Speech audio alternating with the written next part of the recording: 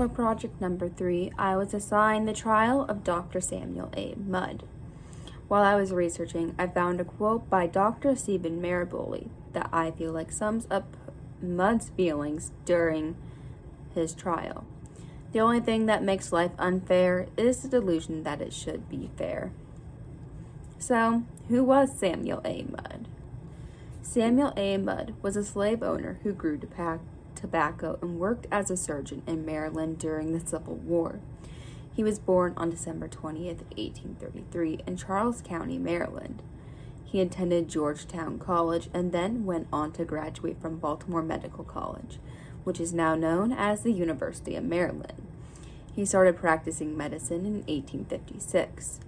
He married Sarah Frances Dyer, and together they had 9 children. After they married, he set up a family medical practice on his farm. Mudd's conviction was one of the most controversial convictions during his time. Some historians say Mudd was in the wrong place at the wrong time. He only did what doctors are supposed to do, treat patients. On the night of April 15, 1865, John Wilkes Booth hurt his leg by jumping from the balcony at the Peterson house. Mudd set Booth's fractured leg and gave Booth and an accomplice shelter for the night. It is questioned how much Mudd knew of Booth's assassination plan. However, in the days following, Mudd displayed strange behavior, and his inconsistent stories raised the authorities' suspicion. Historians argue how much Mudd knew of the assassination plan. Mudd and John Wilkes Booth only met less than a year before the assassination to discuss the sale of a horse.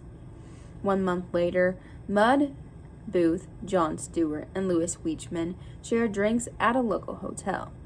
It is very likely that Mudd's support for the Confederacy, an advocate for slavery, and his hatred for Lincoln and his policies is what led to his conviction. A military trial is a legal proceeding for military members that is similar to a civilian court trial. This type of trial is reserved for serious criminal offenses like felonies. It was debated in its time to have a military trial for this case. Ultimately, the federal authorities came to the conclusion that Lincoln's assassination was an act of war, which deserved a military trial.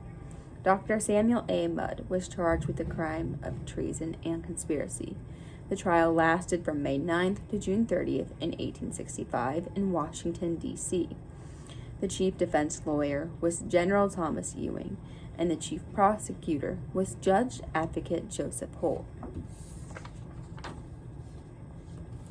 There are many judges for this case.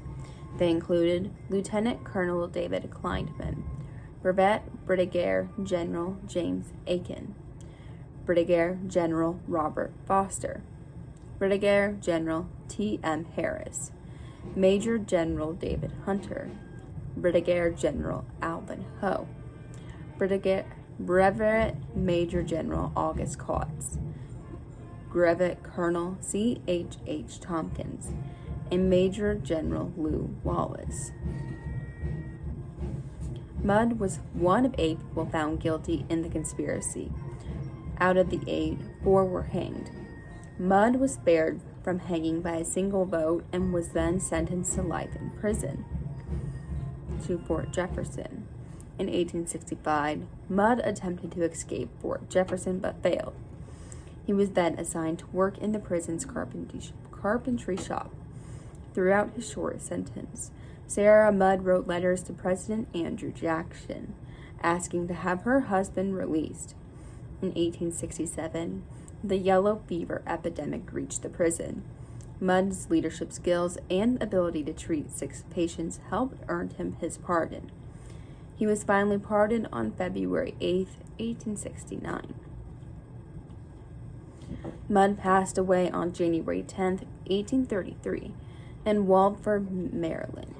He is now buried in St. Mary's Catholic Church Cemetery in Bryantown, Maryland. Then these are my works cited. Thank you.